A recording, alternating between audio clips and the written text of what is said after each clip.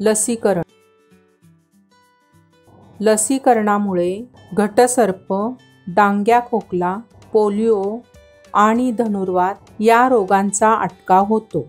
जेव्हा तुमच्या बाळाला लस दिली जाते तेव्हा थोड्या प्रमाणात अर्ध मेलेले रोगरहित जीवाणू त्यांच्या शरीरामध्ये सोडले जातात.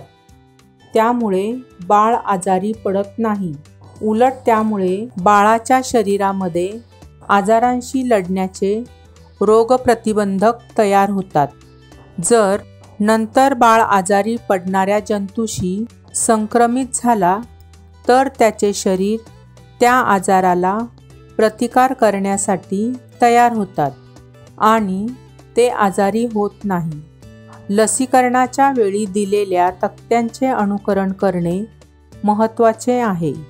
बऱ्याच लसी एकापेक्षा जास्त वेळा देण्याची गरज असते, म्हणजे शरीर हळूहळू बाळाची रोगप्रतिकारक शक्ती उत्पन्न करते.